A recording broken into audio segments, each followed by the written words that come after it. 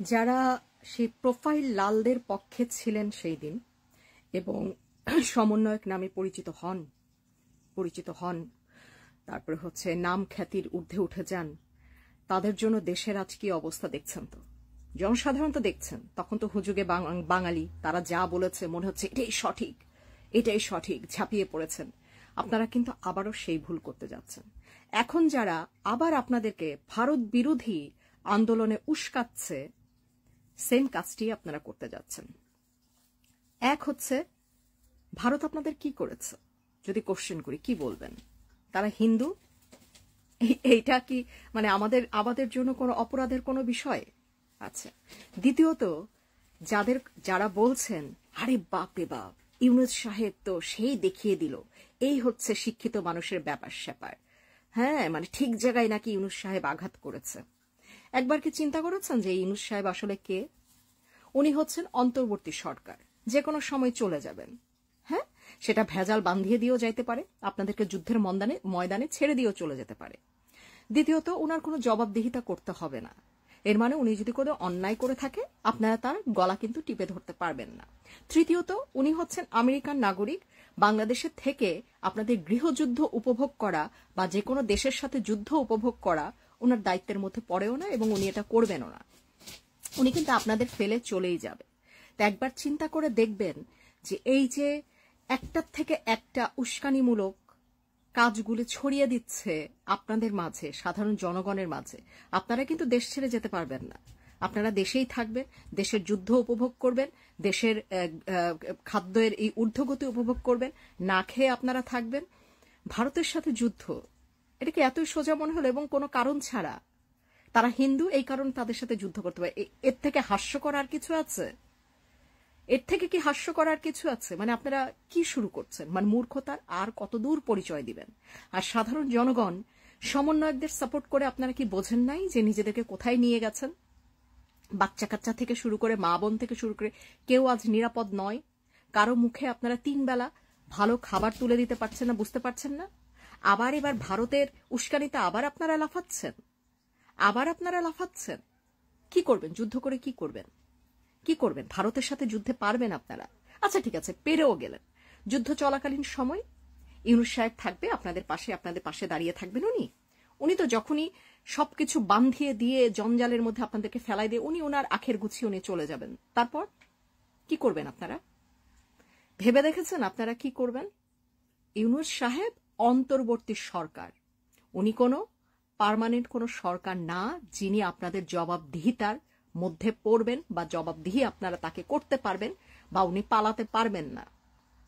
একবার ভেবে দেখবেন অন্তর্বর্তী সরকারের কি কি সুযোগ সুবিধা আছে, এটা একবার চিন্তা করে দেখবেন। হুজুগে একবার তো লাফিয়ে দেশটা ধ্বংস করেছেন, যেটুকু আছে সেটুকু আর করবেন না। এটা হচ্ছে অনুরোধ করছি।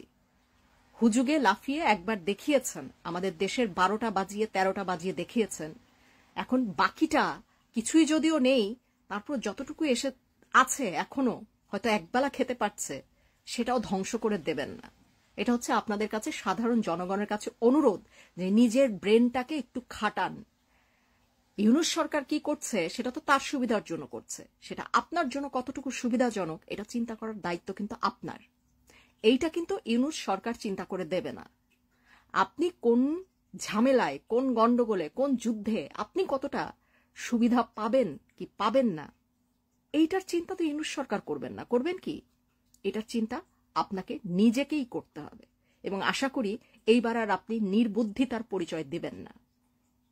এবার সামান্য নিজের বুদ্ধিটাকে খোলেন, নিজের মগজটাকে খোলেন, খুলে চিন্তা করেন কোন দেশের সাথে যুদ্ধের জন্য আপনারা কি তৈরি?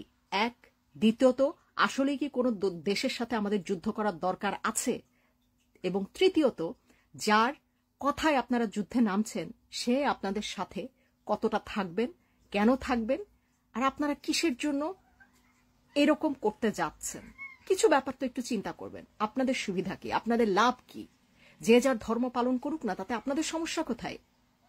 আমাদের দেশ তো কোনো সন্ত্রাসী, জঙ্গিবাদী, কোনো মৌলবাদী, কোনো ইসলামিক না। বলবো যে আমাদের দেশ প্রথম থেকেই সব ধর্মের মানুষরা আমরা মিলেমিশে ছিলাম, পরবর্তীতেও থাকবো। এখান থেকে কোনো একটা ধর্মাবলম্বী মানুষকে কেন তাড়াতে হবে? এটা কি ধরনের যুদ্ধ? এটা কি ধরনের যুদ্ধের কথা হচ্ছে? আর আপনারা হুজুগে লাফাচ্ছেন, কি হিসাবে লাফাচ্ছেন?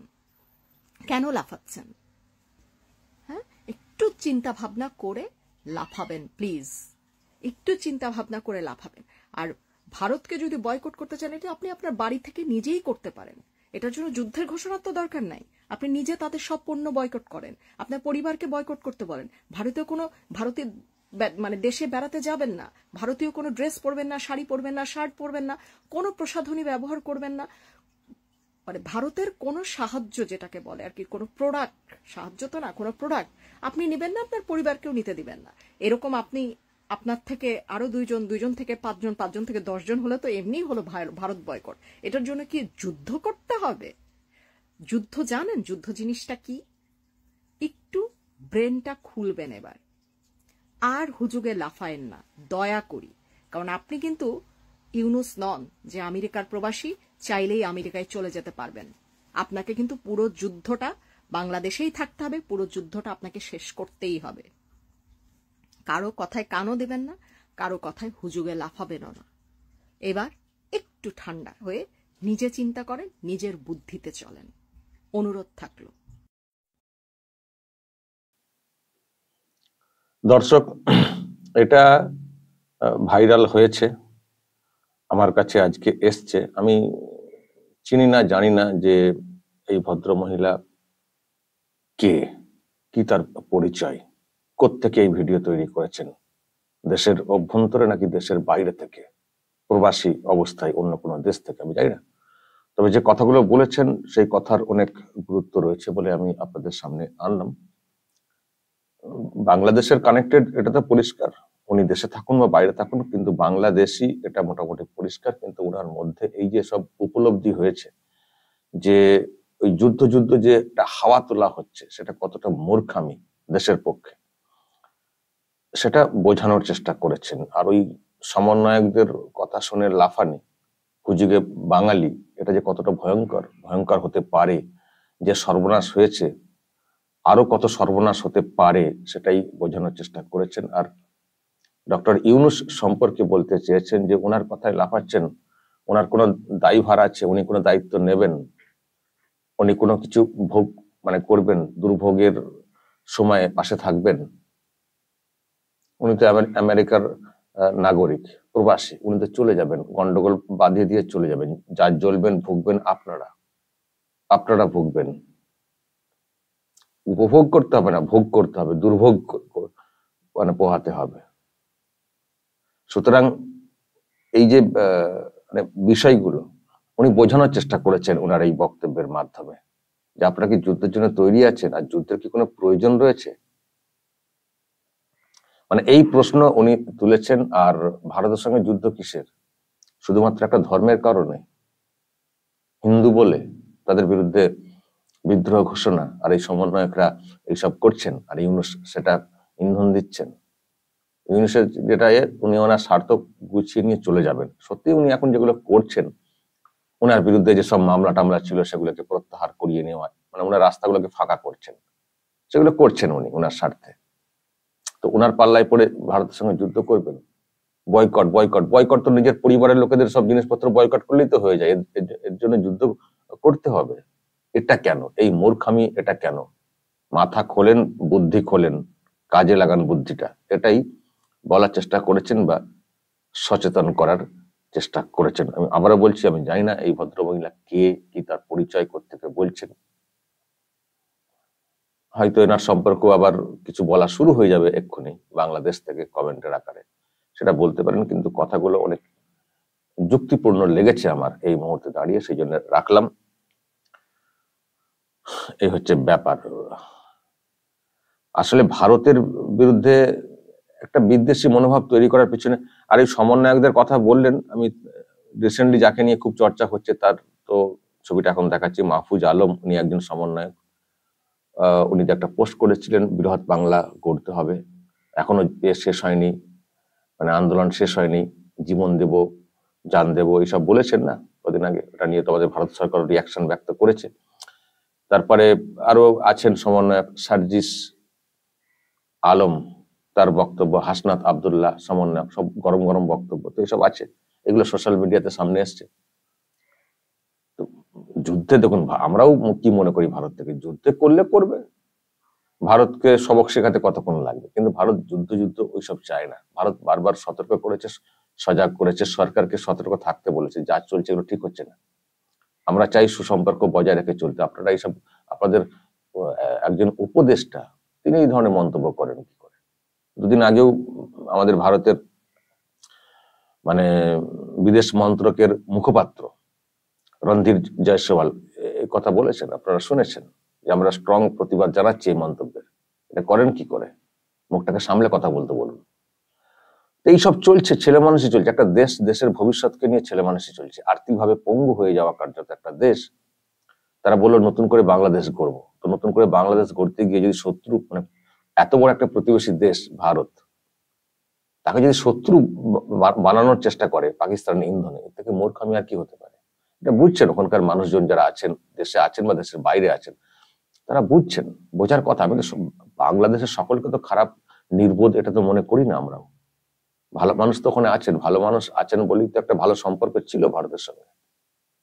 ওখানকার কালচার, সংস্কৃতি যেগুলো, সেগুলো আমরা তো পছন্দ করতাম, তো বলেছি তো। সেসব বাদ দিয়ে এখন বলছেন লুঙ্গিতে মালকোচা মেরে ছুটলে দিল্লি পর্যন্ত খবর হয়ে যাবে।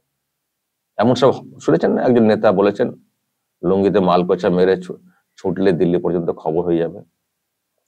রাফায়েলের ওই বিরুদ্ধে কথা বলতে গিয়ে, রাফায়েলের হাওয়া যদি খুব জোর হয়, সেই লুঙ্গি যে যদি খুলে যায়, তখন যে কেলেঙ্কারি হয়ে যাবে সেটা বোঝেন না। মানে ছেলে মানুষ সব বক্তব্য সব দেওয়া ওখান থেকে আসছে। তো এটারই প্রতিবাদ দেখতে পাচ্ছি বাংলাদেশেরই মহিলা, এটুকু পরিষ্কার, উনি কিন্তু করছেন এরকম প্রতিবাদ। আমার ধারণা আরো অনেকেই মানে করছেন, মনে মনে হয়তো প্রকাশ্যে করতে পারছেন না, যদি আবার তারা শিকার হয়ে যান। কারণ অনেক তো ঘটনা ঘটছে ওখানে, মানে প্রতিক্রিয়াশীল হয়ে, মানে প্রতিহিংসা তো চলছে তো ওখানে। সেজন্য হয়তো দেশের অভ্যন্তরে আছেন, মানে এরকম তাদের ভাবনা, ভারতের উপরে অনেকটা নির্ভর করে চলতে হয়। সুতরাং ভারতের সঙ্গে কেন যুদ্ধে যাব? ভারতে আমরা জিনিস যাই, চিকিৎসা করাতে যাই, বেড়াতে যাওয়াটা ছেড়ে দিন, প্রয়োজনে চিকিৎসা করতে যায়, তারপরে জিনিসপত্র হাতে আসে, তো কেন তার সঙ্গে যুদ্ধে লড়বো? লড়লে তো সবটাই আমাদের লস। কে পাশে দাঁড়াবে? গোটা দেশ, মানে গোটা দেশকে যখন ভারত ঘিরে রেখেছে তার ম্যাপের মাধ্যমে। তো এই এই এই এই মানে এগুলো আসছে মানুষের মনের মধ্যে, আসছে, সেগুলো প্রকাশ্য আসছে। আমার মনে হয় যদি ভারতের সঙ্গে সুসম্পর্ক রেখে চলতে হয়, তাহলে মুখ খোলা উচিত ওখানকার মানুষদের। তবে মুখ খুলে কতটা বাঁচতে পারবেন এই মুহূর্তে, সেটাও একটা ভাববার রয়েছে। দেশে থেকে মুখ খুললে কতটা বাঁচতে পারবেন, আমি আবার বলছি, জানি না ইনি কোত্থেকে ভুলেছেন, নাহলে যে ওনার কপালে কি আছে কে জানে। দর্শক বলবেন যা বলার এই সম্পর্কে, অবশ্যই বলবেন, কমেন্ট বক্সে নজর রাখবেন আরামবাগ টিভিতে।